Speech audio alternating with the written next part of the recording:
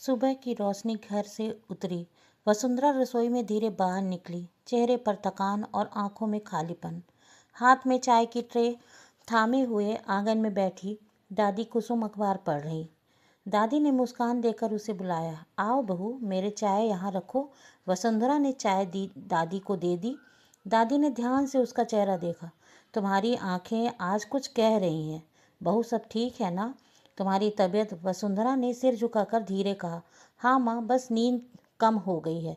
काम बहुत था इसलिए थकान है। दादी ने अंधविश्वास से उसे देखा। तुम्हारे मन में कुछ और है। तुम कल रात 4 बजे तक जागी।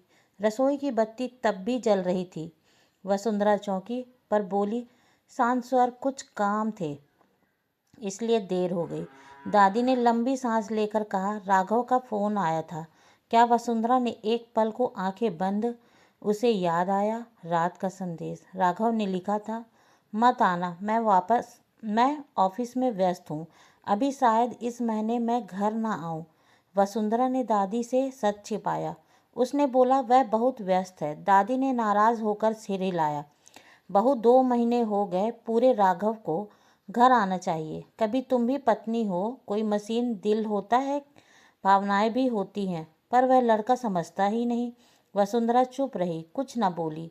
दादी का हर शब्द उसे चुभता। राघव बदल रहा है, यह सत्य, पर वह सत्य खुद से भी दूर।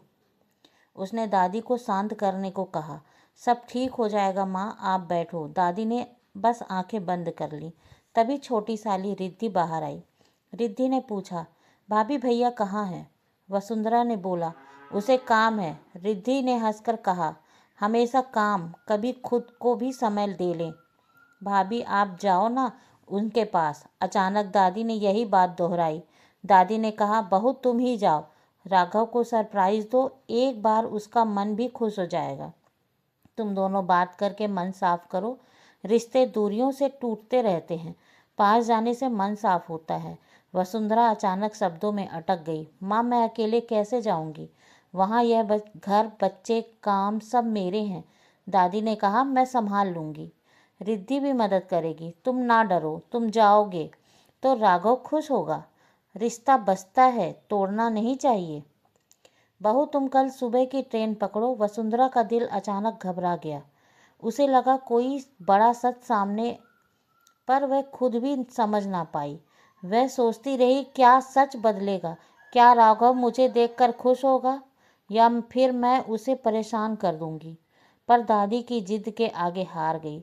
रात को उसने बैग निकाल लिया, राघव की पसंद के कपड़े रखे, उसके लिए लड्डू और मिठाई रखी। उस कपड़े को भी रखा जो पसंद, हल्के रंग का सूट सुंदर था। कमरे में अकेली बैठी सोचती रही, क्या इस सफ़र में सब बदल जाएगा? सुबह 4 बजे दादी ने जगाया, बहू तैयार हो जाओ, देर मत करो। वसुंधरा ने नहाकर साधारण साड़ी पहनी, शांत होकर घर का दरवाज़ा देखा। दिन में हल्की धड़कनें तेज होती। ऑटो बुलाया और स्टेशन पहुंची। प्लेटफॉर्म की भीड़ आंखों के सामने। दादी ने उसे कॉल किया, तुरंत बहू पहुंच गई।